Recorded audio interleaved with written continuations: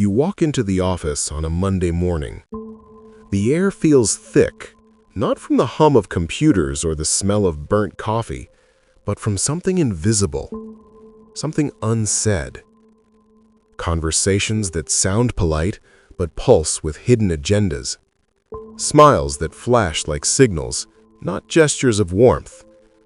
Compliments that weigh more than they should, because you know their currency here. You tell yourself you're here to work, to contribute, to do what's right. But slowly, you start to realize that doing your job isn't what gets rewarded.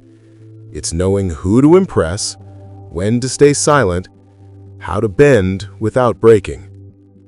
You see people rise not because they're competent, but because they've mastered a darker art, the choreography of influence. And then comes the question that keeps you awake at night. What happens when you refuse to play? When you decide that authenticity matters more than alignment? When you choose principle over politics, truth over convenience? Do you become free or forgotten? It's strange, isn't it? The modern workplace sells itself as a meritocracy, a system built on skill, logic, and hard work. But beneath the glossy surface lies a quiet empire of manipulation. Power doesn't just move through authority, it flows through perception. Those who understand it bend reality itself, not by force, but by suggestion. You can feel this every time someone gets promoted for visibility, not value. Every time a meeting feels less like collaboration and more like theater. Every time truth becomes dangerous because it threatens the wrong narrative. And so you begin to wonder, maybe success isn't about playing fair, but playing flawlessly. Maybe the only way to survive is to adapt, to learn the moves of the political game without becoming its pawn. But here's the paradox. The more you play, the more you lose something you can't name. Integrity begins to feel expensive. Silence becomes safer than honesty. You find yourself clapping for people you don't respect, laughing at jokes you don't find funny, agreeing to things you don't believe in just to keep the peace. And every time you do, a small part of you vanishes. Yet when you refuse, when you draw the line and say no, the air shifts again. You're no longer part of the performance. You're the audience now, watching the illusion unravel. But the question remains, can a person stand in a world built on pretense and not be swallowed by it? Because in a system designed by Machiavellians, morality looks naive, and those who refuse to play become the ones everyone watches, but no one protects. So, what really happens when you stop playing the game? The answer isn't simple. It's psychological, philosophical, and it begins with the hidden machinery of power itself. Power in the modern world rarely announces itself. It doesn't wear crowns or issue decrees. It smiles. It networks. It builds alliances in whispers and trades influence like currency. What you call office politics, Machiavelli would call strategy. Jung might call it shadow projection. Nietzsche would call it the will to power masked in civility. And all three would agree, you can't escape it. Every workplace, no matter how polished or progressive, is a reflection of the human psyche. Ambition wrapped in manners, dominance disguised as collaboration. What we see as systems are really just personalities scaled up, egos in orbit. The problem is not that politics exist, it's that most people pretend it doesn't. We like to imagine the office as rational, fair, data-driven. But beneath the spreadsheets and smiles lies something primal. Hierarchy. A social jungle camouflaged in professionalism. Psychologists have a word for this: impression management. It's the subtle art of controlling how others perceive you. Everyone does it, conscious or not. The danger begins when survival depends on it, when authenticity becomes a liability. So you start editing yourself. You soften the truth to sound agreeable. You mirror the opinions of those in power. You stay quiet when your conscience tells you to speak. And every small compromise feels harmless until one day you can't remember what your real voice sounds like. Nietzsche warned that when you stare too long into the abyss stares back. In the modern workplace, that abyss is conformity, a silent force that reshapes your values while convincing you it's just professionalism. But why does it hold so much power? Because deep down, humans crave belonging more than they crave truth. In ancient times, exile meant death. Today, exclusion means invisibility. You don't lose your life, you lose your relevance. And in a culture where reputation is survival, invisibility feels fatal. That's why so many choose to play the game, not out of greed, but out of fear. The fear of being misunderstood, the fear of being labeled difficult, the fear of losing a seat at the table. So the workplace becomes a quiet battlefield, not of competence, but of perception. And the ones who rise aren't necessarily the strongest, but the most adaptable to illusion. You begin to see why Machiavelli's The Prince still feels modern. The rules haven't changed, only the costumes have. But what happens when everyone is playing a game that no one admits exists? The result isn't just corruption, it's collective delusion. And like all delusions, it comes with a price, one that's paid in silence, stress, and the slow erosion of the self. The first consequence of refusing to play the game isn't punishment, it's isolation. It doesn't happen all at once.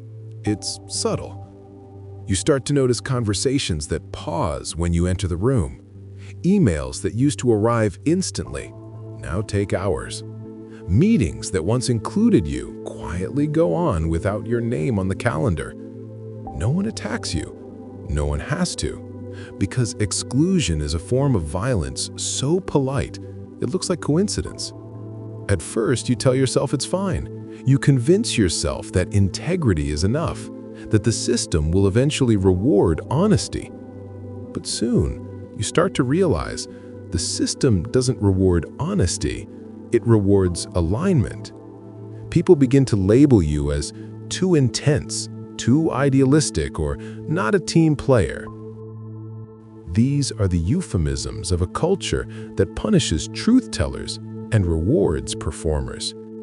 You watch as mediocrity climbs the ladder, not because it's brilliant, but because it knows how to bow. And slowly, you begin to feel something deeper than frustration: futility. The sense that no matter how well you work, the invisible currents of politics will decide your fate. So, you withdraw. You stop volunteering ideas. You start conserving energy. You tell yourself it's self-preservation, but really, it's quiet resignation. This is the unseen cost, not the loss of status, but the corrosion of spirit. Because when your environment demands that you mute your authenticity to survive, you begin to internalize invisibility. Carl Jung called this the psychic split, the fragmentation of the self caused by repression. Every time you silence your truth to fit in, you push a part of yourself into the unconscious. And those buried parts don't disappear. They turn into resentment, anxiety, and self-doubt. The workplace becomes a theater of masks, everyone performing composure while quietly suffocating. No one trusts, because trust requires honesty, and honesty threatens hierarchy. So people smile while sharpening knives under the table. But the most dangerous consequence isn't emotional, it's existential. The more you conform to survive, the less you remember what survival even means. You begin to measure your worth by proximity to power, not by purpose. And in that confusion, you lose the ability to distinguish ambition from addiction, because the need for approval is just another form of dependence, and the modern office has mastered the art of making dependence look like loyalty. Eventually, you realize something Machiavelli hinted at centuries ago. Power doesn't corrupt people, it reveals them. And the refusal to play politics doesn't make you righteous, it makes you dangerous, because you expose the illusion everyone else depends on to function. The moment you stop playing, you stop belonging. And that's when you face the ultimate question. Will you trade your authenticity for acceptance, or your acceptance for freedom? In the end, refusing to play the game doesn't exile you from power. It reveals where real power comes from. Because here's the truth no one in the office dares to say out loud: politics isn't about winning, it's about dependency. Every manipulator is just another person terrified of invisibility. Every flatterer is secretly begging to be chosen. Every schemer hides behind performance because the thought of being ordinary terrifies them. But when you refuse to play, you're not stepping away from ambition, you're stepping away from illusion. You begin to see clearly most of what people call success is just well-disguised insecurity. And that clarity changes everything. You no longer interpret silence as threat or disapproval as failure. You no longer chase influence, you embody it. Because influence born from authenticity doesn't need to shout, it resonates. The world teaches you to move like smoke, to blend, to adapt, to smile strategically. But truth doesn't blend, it stands. And standing in a world of bending is the rarest form of strength. So you begin to live differently. You work quietly. You let results, not rhetoric, do the speaking. You stop competing with those who manipulate perception because you've realized perception isn't reality. Presence is. It's strange how the moment you detach from politics, you begin to command more respect than when you chased it. Not because you're louder, but because people can sense when someone is whole. There's a gravity in authenticity, a quiet dominance that words can't fabricate. This is what philosophers meant by virtue as power. Not moral perfection, but internal alignment, the kind that makes your conscience your compass and your silence your strategy. You start to understand that freedom isn't leaving the system. It's no longer needing its validation to define your worth. And that realization, that calm, that steadiness, terrifies the ones still trapped in the game, because they see in you what they've lost in themselves. Peace. Machiavelli understood control, but he also understood something deeper, that fear and admiration are two sides of the same coin.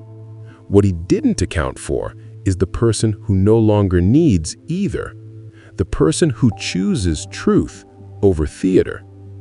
That's the one the world cannot move. And maybe that's the highest form of rebellion, not to rise above others, but to rise above the need to compete, not to dominate the system, but to exist beyond its reach.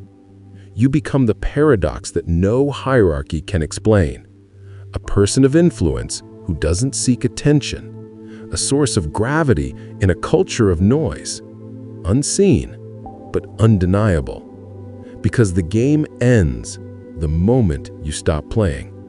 And in that quiet victory, you discover something no title can offer, the rarest kind of power, the freedom of being fully, unapologetically yourself.